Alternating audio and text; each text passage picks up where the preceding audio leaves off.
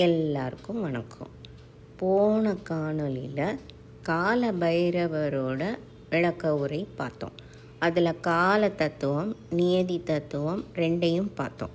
இப்போ இந்த கால தத்துவமும் நியதி தத்துவமும் மனுஷங்களாகிய நமக்கு மட்டும்தான் இருக்கா, இல்லை இறைவனுக்கும் இருக்கா அப்படின்னு ஒரு கேள்வி வச்சோம். அப்படின்னா இறைவனுக்கும் காலம், நியதி தத்துவம் இருக்குது அப்படின்னு சைவ சித்தாந்தம் சொல்லுது. ஏன் இறைவனுக்கு காலம், நியதி தத்துவம் இருக்கணும்?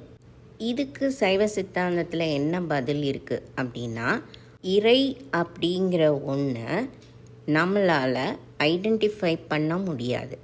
ஏன் ஐடென்டிஃபை பண்ண முடியாது அப்படின்னா, அதுக்கு டைமென்ஷன்ஸ் எதுவுமே கிடையாது. இப்போ ஃபிசிக்கல் டைமென்ஷனாக இருந்தால் மட்டும்தான் நம்மளால் ஒரு பொருளை ஐடென்டிஃபை பண்ண முடியும். நான் ஃபிசிக்கல் டைமென்ஷனில் இருக்கிற ஒன்றை நம்மளால் ஐடென்டிஃபை பண்ண முடியாது. அந்த ஒரு காரணத்துக்காக தான் நமக்கு ஃபிசிக்கல் டைமென்ஷனாக ஒரு உடம்பையும் ஒரு பிரபஞ்சத்தையும் இறைவன் நமக்கு படைச்சி கொடுத்துருக்காரு. அப்போ இறை அப்படிங்கிற ஒரு பொருளை நாம் தெரிஞ்சுக்கணுன்னா ஏதாவது ஒரு வழியில் அது ஒரு டைமென்ஷனுக்குள்ளே வந்தால் மட்டும்தான் நம்மளால் இறைவனை அடையாளம் தெரிஞ்சிக்க முடியும். இது ஒரு ரீசன். ரெண்டாவதாக ஒரு ரீசன் என்ன அப்படின்னா, கால தத்துவமாக இருந்தாலும் அது இருக்கிறதுக்கு ஒரு ஸ்பேஸ் வேணும். ஃபார் எக்ஸாம்பிள், ஒரு ப்ரோக்ராம் நம்ம போடுறோம் ஒரு கம்ப்யூட்டரில் அப்படின்னா, அந்த ப்ரோக்ராம் இருக்கிறதுக்கு ஒரு இடம் வேணும்.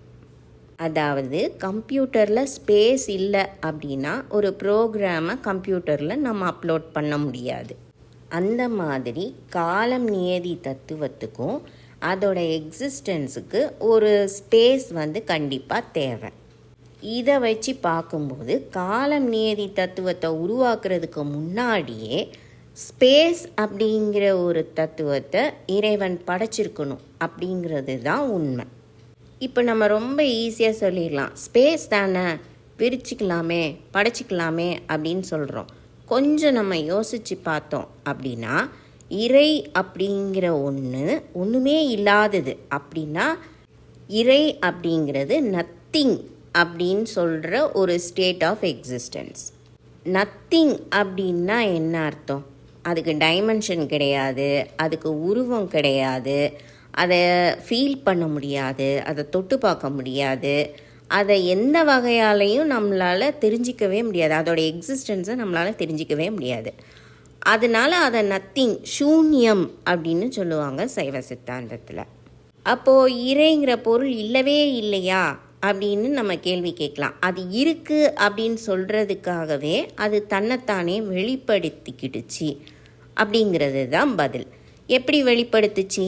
இப்போ ஒன்றுமே இல்லை அப்படின்னு நம்ம சொல்கிறோம். அப்போது அங்கே இடமும் இல்லை அப்படின்னு தானே அர்த்தம். அங்கே இப்போ இருட்டில் நம்ம பார்த்தோம் அப்படின்னா அங்கே இடம் அப்படிங்கிற ஒரு பொருளை நம்ம பார்க்க முடியுமா? ஸ்பேஸ் அப்படிங்கிற ஒரு எனர்ஜியை நம்ம பார்க்க முடியுமா அப்படின்னா, கொஞ்சம் நம்மளோட இமேஜினேஷன் வச்சு யோசித்து பார்த்தோம் அப்படின்னா, இருட்டு, ஒரே இருட்டு, அங்கே ஸ்பேஸ் எப்படி நம்ம கண்ணுக்கு தெரியும்? அங்கே ஸ்பேஸ் இல்லவே இல்லை. ஒன்றுமே இல்லை அப்படின்னா ஸ்பேஸும் இல்லை. அப்போ சூன்யம் அப்படின்னா ஒன்றுமே இல்லாத நிலை.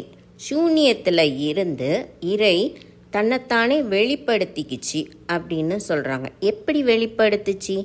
இறைவன் எப்படி தன்னைத்தானே வெளிப்படுத்திக்கிட்டான் அப்படின்னா, முதல்ல அவன் உருவாக்குனது ஒரு ஸ்பேஸை மட்டும்தான். இங்கே ஒரு ஸ்பேஸ் தானே, யாராவது அங்கே உருவாக்கியிருப்பாங்கல்ல அப்படின்னு நம்ம யோசித்தோம் அப்படின்னா, அப்போ இறைவனுக்கு மேலே இன்னொருத்தன் இருந்திருக்கணும் ஒரு ஸ்பேஸை க்ரியேட் பண்ணுறதுக்கு. அப்படி யாரையும் நம்ம இமேஜின் பண்ணிக்க வேண்டாம். ஒரே ஒன்று தான் இந்த பிரபஞ்சத்தில் இருக்குது, எக்ஸிஸ்டன்ஸில் இருக்குது, அதை நம்ம இறை அப்படின்னு சொல்கிறோம்.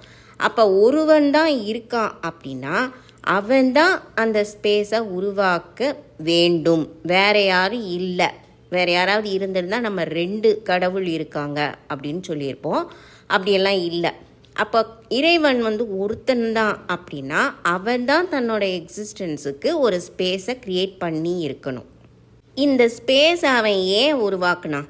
அப்படின்னா ஒரு பொருளை உருவாக்குறதுக்கு முன்னாடி நாம் இடம் இருக்கா அப்படின்னு பார்க்கணும். இப்போ நம்ம வீட்டில் வந்து ஒரு பொருள் வாங்குறதுக்கு முன்னாடி அதை வைக்கிறதுக்கு இடம் இருக்கா அப்படின்னு பார்ப்போம். அதை வைக்கிறதுக்கு இடம் இருக்குது, அது இங்கே தான் வைக்க போகிறோம் அப்படின்லாம் முடிவு பண்ணிட்டு தான் நம்ம அந்த பொருளை வாங்குவோம். அப்போ ஒரு பொருள் வீட்டுக்கு வர்றதுனாலே நாம் ஒரு இடம், அதுக்கான ஸ்பேஸை க்ரியேட் பண்ணுறோம். அப்போ இவ்வளோ பெரிய பிரபஞ்சத்தை உருவாக்க போகிறவன் அதுக்கு தேவையான இடத்த முதல்ல க்ரியேட் பண்ணிக்க வேண்டாமா? அதனால் ஒரு ஸ்பேஸை தான் அந்த இறை அப்படிங்கிற ஒரு தத்துவம் முதல்ல உருவாக்குது. இந்த ஸ்பேஸை சைவ சித்தாந்தத்தில் பரவெளி அப்படின்னு சொல்லுவாங்க. பரவெளினா என்ன? வெளி அப்படின்னா இங்கிலீஷில் ஸ்பேஸ் அப்படின்னு அர்த்தம். அப்போ பரவெளி அப்படின்னா இங்கே செந்தமிழில் பா ரா இந்த 2 எழுத்துக்குமே வேறு வேறு எனர்ஜி வைஸ் அர்த்தம் சொல்லியிருக்காங்க. பாங்கிற எழுத்து காலம் நியதி தத்துவத்தையும், ராங்கிற எழுத்து சக்தி தத்துவத்தையும் குறிக்கிறதா செந்தமிழில் குறிப்பிட்டு சொல்லியிருக்காங்க. இந்த பா ரா இந்த 2 எழுத்தோட இந்த கால தத்துவத்தையும் சக்தி தத்துவத்தையும் எப்படி இணைச்சி சொன்னாங்க அப்படிங்கிற விவரத்தை அடுத்த காணொலியில் சொல்கிறேன். இந்த பரவெளி அப்படிங்கிற ஸ்பேஸில் ஒரு டைமென்ஷனும் கிடையாது. வெறும் கால தத்துவமும் எனர்ஜி தத்துவமும் ஒரு டேட்டாவாக மட்டும்தான் இருக்கும்.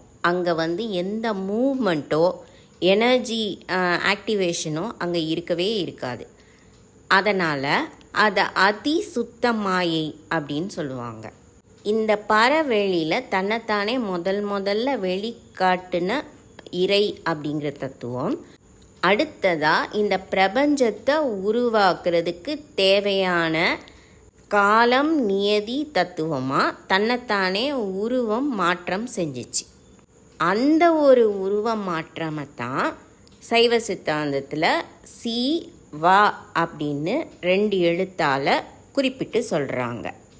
அது எப்படி அப்படின்னா, பரவெளி அப்படிங்கிற ஒரு இடத்துல சி வா அப்படிங்கிற 2 எழுத்தா தன்னைத்தானே பதிவு பண்ணது இறைவன் அப்படின்னு சைவ சித்தாந்தத்தில் வெளிப்படுத்துகிறாங்க. திருமந்திரம் போன்ற நிறைய நூல்களில் சி வா அப்படிங்கிறது தான் தலையெழுத்து அப்படின்னு குறிப்பிட்டு சொல்கிறாங்க. சி வா அப்படிங்கிற இந்த 2 எழுத்து தான் செந்தமிழில் தலையெழுத்து, முதல்ல இறைவன் தன்னைத்தானே பதிவு பண்ண 2 எழுத்துக்கள் அப்படின்னு சொல்கிறாங்க. இந்த 2 எழுத்துக்களும் பிரபஞ்சம் உருவாகிறதுக்கு தேவையான கால தத்துவமும் நியதி தத்துவமும் சக்தியையும் உள்ளடக்கி வச்சுருக்கோம். இதில் இருந்து தான் பிரபஞ்சம் எப்படி உருவாகணும் அப்படிங்கிற மூல எழுத்து உருவாக்கம் நடைபெறுது. அதனால தான் ஷி வா அப்படிங்கிற இந்த 2 எழுத்தை மந்திரம் அப்படின்னு சொல்கிறாங்க. இந்த 2 எழுத்தையும் உச்சரிக்க நம்மளோட மூலம் தெரியும், நாம் எங்கே இருந்து புறப்பட்டோன்னு தெரியும், இந்த பிரபஞ்சம் எங்கேருந்து தொடங்குச்சின்னு தெரியும் அப்படிங்கிற மாதிரியெல்லாம் நம்மளுக்கு விளக்க உரையில் சொல்கிறாங்க. இந்த சிங்கிற எழுத்து காலமும் நியதி தத்துவத்தையும் உள்ளடக்கி வச்சுருக்கோம். வா அப்படிங்கிற எழுத்தில் இந்த கால தத்துவம் ஆக்டிவேட் ஆகிறதுக்கு தேவையான எனர்ஜியை அதுக்குள்ளே உள்ளடக்கி வச்சுருக்கோம். இந்த சி வா அப்படிங்கிற எழுத்தை எப்படி அவங்க ப்ரொஜெக்ட் பண்ணாங்க, அதுக்குள்ள கால தத்துவத்தை எப்படி வச்சு நம்மளுக்கு அந்த எழுத்தை ப்ரொஜெக்ட் பண்ணாங்க அப்படிங்கிற விவரத்தை அடுத்த காணொலியில் உங்களுக்கு சொல்கிறேன். இப்போதைக்கு இவ்வளவுதான்.